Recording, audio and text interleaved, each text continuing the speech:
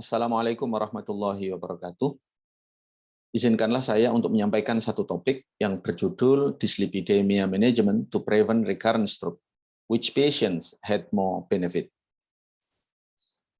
Nah, ini adalah gambaran global, regional, dan national burden selama 30 tahun, mulai 1990 sampai 2019, ya, sekitar 30 tahun, yang dipublikasikan di Lancet Neurology 2 bulan yang lalu.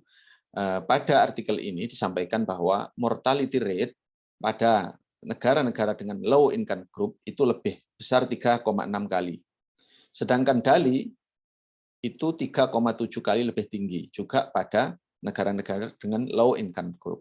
Apa yang dimaksud dengan DALI?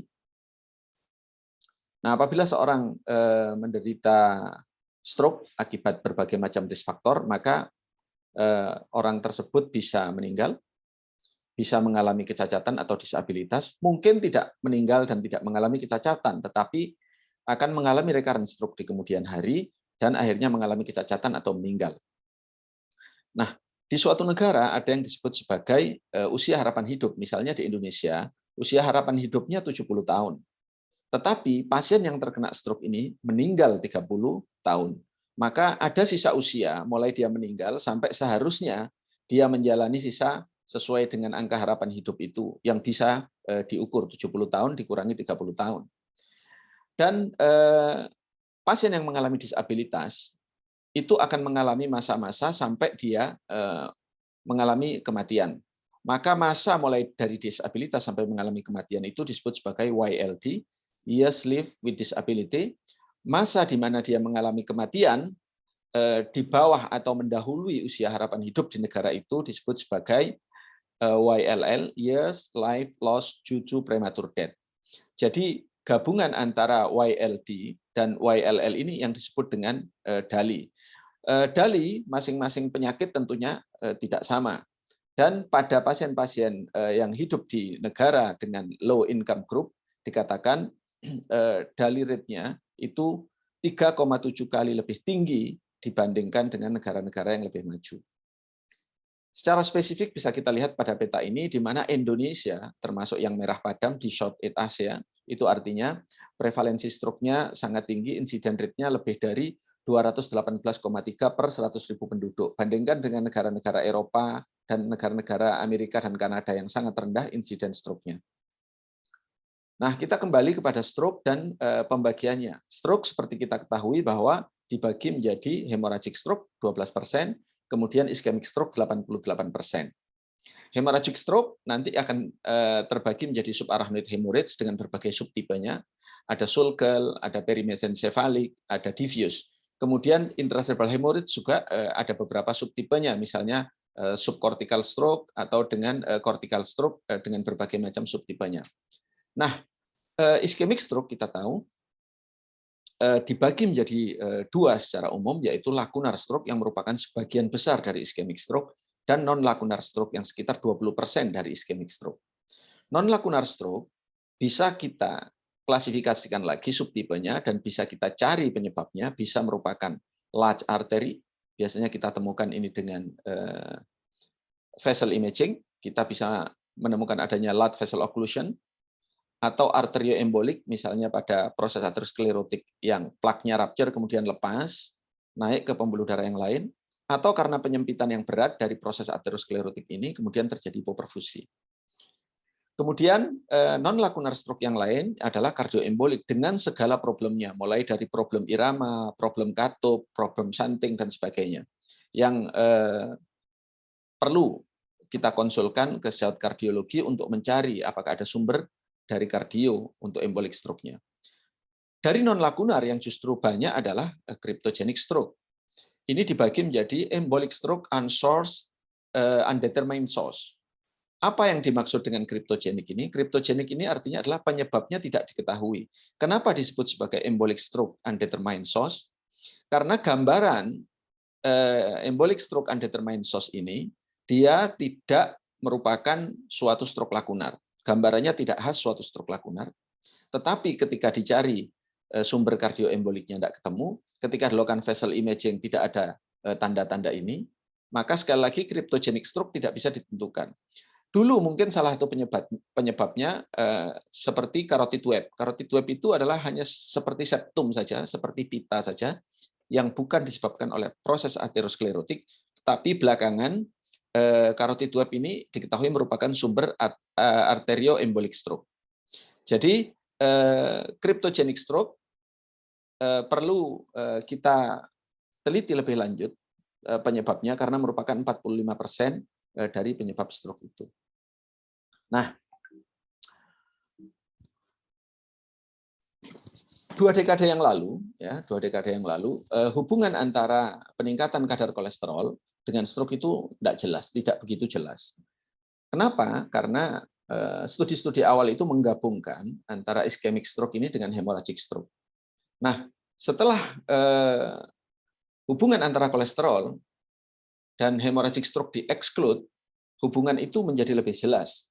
Jadi hubungan antara peningkatan kolesterol dengan ischemic stroke menjadi lebih jelas setelah mengeksklusif stroke perdarahan ini. Nah, kalau kita lihat di sini, ternyata yang non lakuner ini juga memiliki beberapa subtipe, ya. Akan kita bahas selanjutnya. Kalau kita lihat di sini, kalau faktor-faktor resiko lain, misalnya high systolic blood pressure, itu berhubungan dengan subarachnoid hemorrhage, intracerebral hemorrhage, dan ischemic stroke. Misalnya apa, smoking juga berhubungan dengan subarachnoid, intracerebral, dan ischemic stroke. Menariknya, high LDL kolesterol dia hanya berhubungan dengan ischemic stroke. Sama dengan low physical activity, dia hanya berhubungan dengan ischemic stroke. Sedangkan faktor-faktor resiko yang lain hampir semuanya berhubungan dengan ketiga macam tipe stroke ini. Nah, kalau kita lihat sekali lagi dari pembagian lakuner stroke yang merupakan 77% dari ischemic stroke terbanyak, masih ada subtipe lagi. Kalau ada infak, kita lihat di MRI, ya, ada infak hanya di bagian atas subkortikal, tetapi di bawah kita lihat tidak ada, dan vessel imaging-nya bagus pada MRA, maka tipe ini kita sebut sebagai distal small subcortical infarction without parent arterial atherosclerotic disease. Artinya tanpa keterlibatan parent arteri. Seperti ini adalah MCA dan lenticulus striate artinya satu tersumbat tapi yang distal. Ini misalnya MCA, lenticulus striate arteri yang tersumbat yang distal. Tipe kedua adalah di mana subcortical infarction ini dari atas sampai ke bawah, artinya apa? Pembuluh darah yang tersumbat tentu lebih besar daripada yang pertama. Kita lihat ini kita sebut sebagai proximal small subcortical infarction, sekali lagi tanpa keterlibatan parent arteri. Dan tipe yang ketiga adalah di samping adanya infak yang dari atas ke bawah ini, slice-nya, tetapi juga ada keterlibatan parent arteri. Ini kita sebut sebagai tipe yang ketiga, di mana small subcortical infarct yang dengan keterlibatan parent arteri.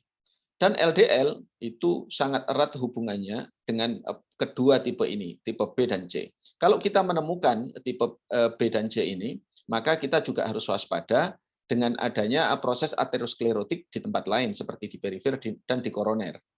Dan antisklerotic medication ya seperti statin itu juga hanya banyak bermanfaat pada dua tipe ini dan dikatakan tidak berhubungan erat dengan tipe yang pertama. Sebaliknya, tipe yang pertama ini sangat berhubungan erat dengan hipertensi, dan hati-hati kalau kita memberikan obat-obat antiplatelet, misalnya double antiplatelet ataupun antikoagulan pada pasien-pasien dengan DSSI ini yang tensinya tinggi akan kejadian hemoragik. Nah, ini adalah pasien kita, wanita laki-laki 40 tahun dengan obesitas dan diabetes.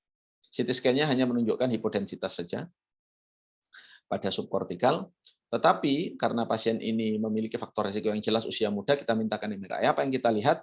Yang kita lihat adalah bukan small subcortical infarct, tetapi large subcortical infarct. Kita lihat large subcortical infarct. Sehingga lenticulus striate artery atau perforator yang tertutup bukan hanya satu, bisa dua, bisa tiga. Cukup banyak yang tertutup dan menyebabkan large. Tetapi ada tipe lain, tipe apa itu? Yaitu adanya gambaran internal watershed infarct dan juga adanya gambaran ini superficial posterior watershed infarction.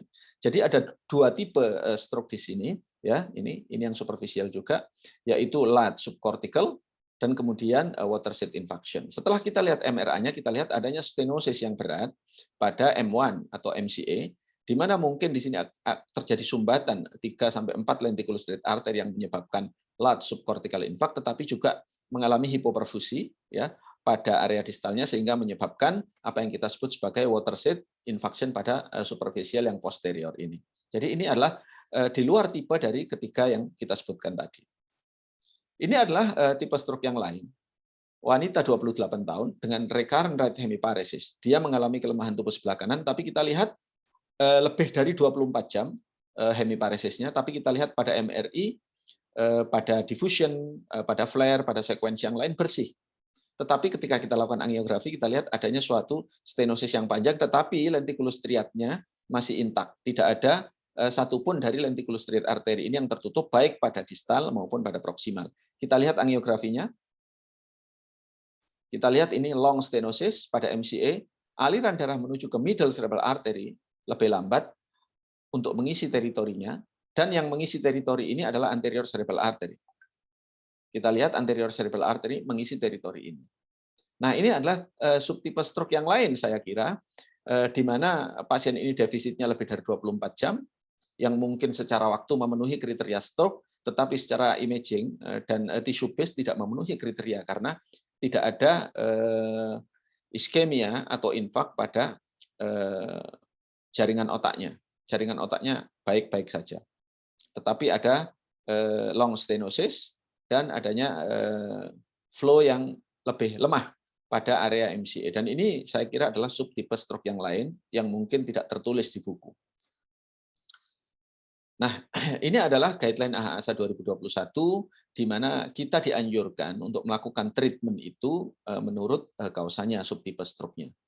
Jadi kita selama ini hanya berhenti pada CT scan, terutama di rumah sakit tipe B yang merawat pasien-pasien dengan JKN misalnya, kita tidak melakukan pemeriksaan-pemeriksaan sehingga kita bisa mengeluarkan diagnosis subtipe stroke tertentu.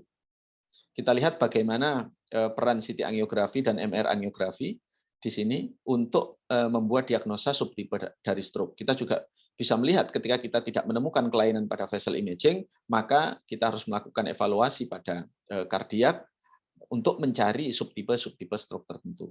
Maka bisa kita bayangkan biaya yang digunakan untuk pembiayaan stroke ini bukan hanya pembiayaan yang berhubungan dengan treatment, misalnya treatment hyperacute, misalnya IV thrombolysis atau thrombectomy, tetapi proses diagnostik untuk menentukan subtype stroke ini juga memerlukan biaya yang sangat besar. Maka satu-satunya cara untuk menghemat biaya, terutama di negara-negara yang low income country, adalah dengan melakukan prevensi primer dan prevensi sekunder supaya tidak terjadi stroke pada individu tersebut. Nah, pertanyaannya adalah mengapa pasien mengalami recurrent stroke di Indonesia? Yang pertama, kita tidak pernah mendiagnosa, bukan tidak pernah ya, kita tidak mendiagnosa secara banyak pasien-pasien dengan subtipe stroke itu pada saat first event. Jadi kita hanya berhenti pada stroke infarct. Kita tidak berusaha mencari subtipe stroke yang mana, padahal dengan mengetahui subtipe itu, maka kita akan mendapatkan strategi prevensi yang lebih tajam. Kemudian neurovascular imaging tidak rutin dievaluasi. Mari kita lihat di rumah sakit kita, berapa banyak pasien-pasien yang kita lakukan neurovascular imaging. Padahal ini merupakan suatu keharusan. Stroke itu adalah problem pada pembuluh darah. Nah, bagaimana mungkin kita hanya melihat brain tanpa melihat pembuluh darah untuk menentukan subtype of stroke. Kemudian unregulated risk factor, ini sudah pasti. Dan yang terakhir adalah knowledge and medication adherence. Artinya pengetahuan pasien itu tentang stroke-nya, tentang subtipe stroke-nya, dan tentang ketaatan pengobatannya.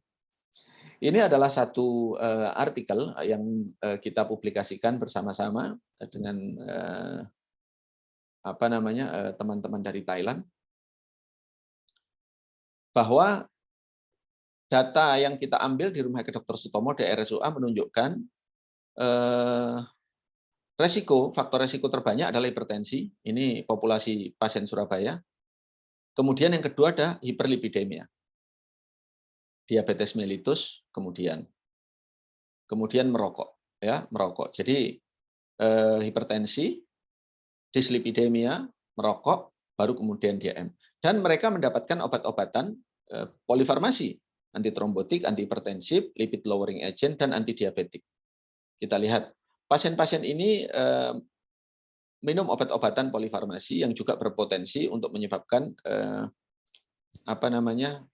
berkurangnya ketaatan pengobatan.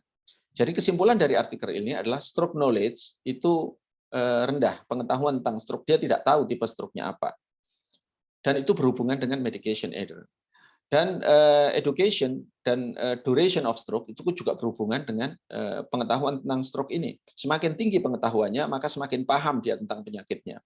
Semakin lama, maka dia semakin paham tentang penyakitnya. Kemudian usia, ini pada usia tua, mungkin demensia, gangguan memori, itu berhubungan dengan ketaatan pengobatan, sering lupa. Kemudian beratnya disabilitas, mungkin dia tidak bisa melayani dirinya sendiri, juga berhubungan dengan ketaatan. Jadi ini adalah faktor-faktor yang faktual bisa kita lihat untuk populasi Surabaya. Nah, kita mengenal adanya carotid artery atherosclerosis dan recurrent stroke. Ya, jadi pada carotid artery sclerosis kalau berat seperti ini, mungkin kita menduga penyebab stroke-nya adalah karena hipoperfusi, aliran darahnya yang lambat. Tetapi kita menemukan ada pasien-pasien yang mild to moderate stenosis yang seharusnya flow-nya tidak terganggu mengalami stroke. Kenapa? Ini adalah alasannya. Karena carotid atherosclerotic itu bisa ada yang unstable plaque-nya. Itu ditandai dengan adanya high lipid core, thin fibrous cap, ya, intraplaque hemorrhage. Nah, unstable plaque ini ya, masih mungkin kita stabilkan dengan pemberian statin. Jadi katakan statin pemberiannya lebih dari 10 bulan itu akan menyebabkan carotid plaque calcification. Jadi yang asalnya unstable bisa menjadi stable. Atau high lipid core ini bisa kita kurangi dengan pemberian statin short term, kurang dari 10 bulan, dia akan mengurangi lipid core.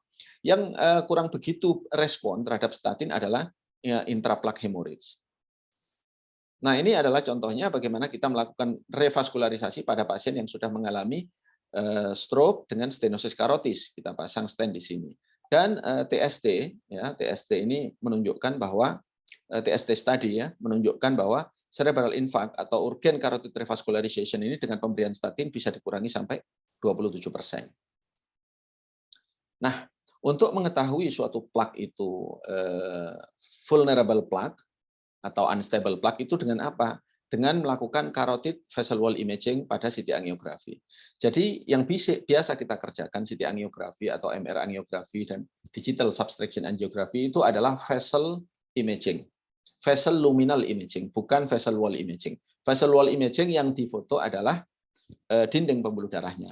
Dari situ kita bisa melihat adanya calcified plaque, soft plaque, plaque ulceration, total plaque thickness, carotid plaque enhancement dengan ciri-ciri pada imaging seperti ini dan dikorelasikan dengan histopatologi yang seperti ini. Kemudian kita bisa melakukannya dengan MRA dan CT angiografi. Kita lihat proses bagaimana terbentuknya atherosclerotic itu yang mula-mula adalah adaptive intimal thickening, penebalan dulu pada intima, baru kemudian terbentuk foam cell, setelah itu akan terbentuk suatu lipid core di situ. Lipid core itu kemudian menjadi besar, menjadi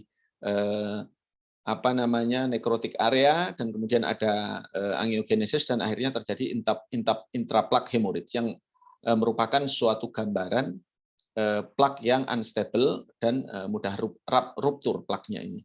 Kemudian bisa distabilkan dengan pemberian statin yang akhirnya dapat mengalami kalsifikasi. Nah, ini adalah vessel wall imaging MRI 3 Tesla dengan kontras di mana kita melihat dinding dari pembuluh darah ini difoto sedemikian rupa. Ini adalah lumennya, ini adalah dindingnya yang mengalami penyempitan.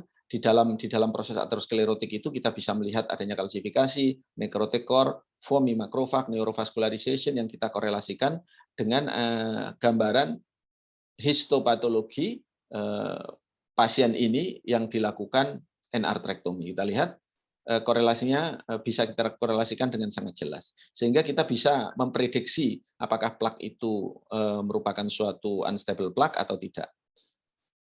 Nah, ini adalah gambaran MRI dengan beberapa sequence di mana kita bisa menentukan adanya calcified plaque. Kita juga bisa menentukan adanya hemorrhagic plaque dengan beberapa sequence ini. Kita juga bisa menentukan adanya lipid rich necrotic core.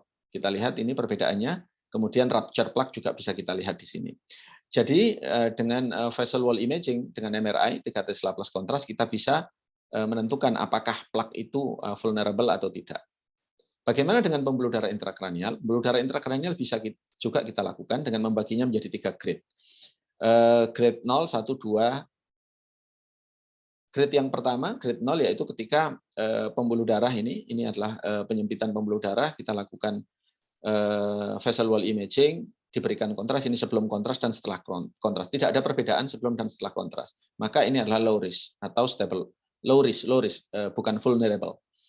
Kemudian yang grade 1 ada penyempitan, ternyata setelah pemberian kontras ada sedikit peningkatan kontras enhance. Ini termasuk yang intermediate vulnerable.